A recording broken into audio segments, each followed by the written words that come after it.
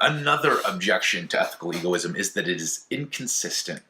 And there are two supporting arguments for this. Number one, it recommends inconsistent things. So assume that it is in the self-interest of both Johnny Utah and Bodhi that they go on a surf trip.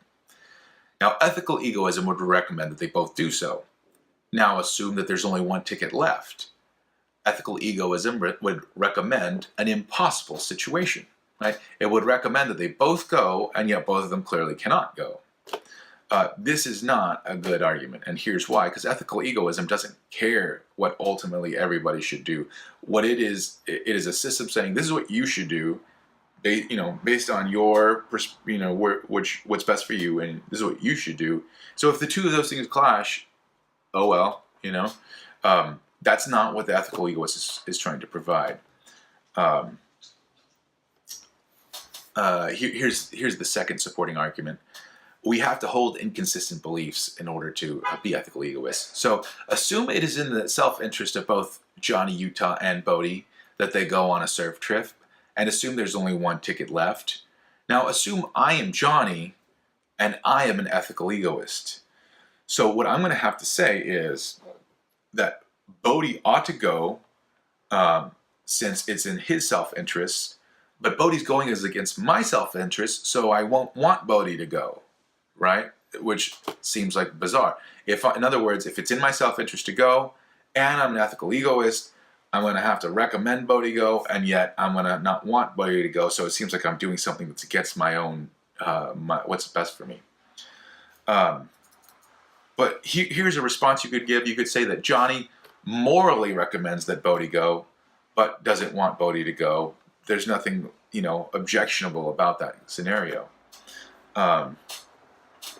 What is objectionable is this is going to ultimately lead you to not advertise your ethical egoism. Here's what I mean. If you're an ethical egoist, it seems like you're not going to want to tell anybody about ethical egoism. It's going to be in your self-interest to tell everybody else, yeah, you guys should all be, we should all be worried about each other, right? We should all be interested in everybody else's selves, and then you quietly are interested in yourself, and you're getting the benefits of the society, and you're uniquely benefiting. So it seems like if you're an ethical egoist, you shouldn't tell everybody you're an ethical egoist. You shouldn't even tell them about ethical egoism. You should try to convince everybody to be morally upright in different systems, to worry about other people, and so that you can get away with it. This was like the Ring of Gaiji's thought experiment we gave before. So the ethical egoist is unlikely, number one, to recommend ethical egoism to others. You don't want other people to be ethical egoists. Number two, they're unlikely to blame others for violations of what ethical egoism requires, right? You're not going to be, again, you're not going to be advertising.